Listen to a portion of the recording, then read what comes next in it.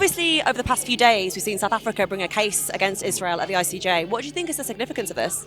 I think it's hugely significant in two ways. Look, first of all, it is laying before the world. People knew that this was a genocide because they could see it unfolding across their screens. They could see it being live streamed. And if they were listening, hundreds of experts of study of crimes against humanity told us this was a textbook case of genocide many weeks ago. But now it has been formally laid and it's been backed up with forensic evidence. And I think the statistics that have been provided of what's happening, the situation on the ground, are chilling. One stuck with me. There are 10 children a day at the moment in Gaza who are having one or both legs amputated without anaesthetic. So it's significant in terms of putting it into that formal setting and Israel having to give account of itself in front of the world's premier court.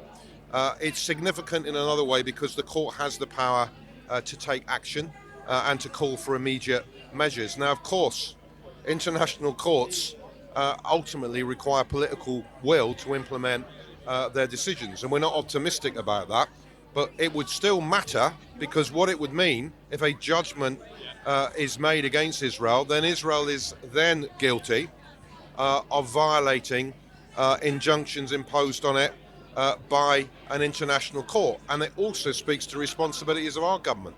If that decision is made, if Israel is indicted of the crime of genocide, then there are responsibilities for all governments to take action not to be complicit in supporting that. So it is a highly significant moment.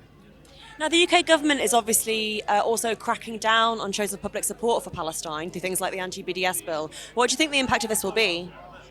Well, look, I mean, I said in Parliament last week when this bill was brought back, this is a terrible bill. There's a huge coalition of opposition that PSC has mobilised, over 70 civil society organisations. We're all united in our view that it's a fundamental threat to democratic freedoms and it will disrupt a whole range of legitimate campaigns for social and climate and international justice. It would be an appalling bill to bring at any time, but to bring it at this moment is nothing short of a moral outrage. What the UK government should be doing is focusing its energy on what it can do to put pressure on Israel to bring an end to the genocide, and instead, as you say, what it's doing is actually trying to devote energy to how can it suppress popular support for the Palestinian struggle for justice. And what it's also doing is saying we're going to treat Palestinians by a different standard than we treat anybody else. Uniquely, they are not going to be able to call upon public bodies in the UK to take legitimate divestment action to support their struggle for freedom. So it's a disgrace.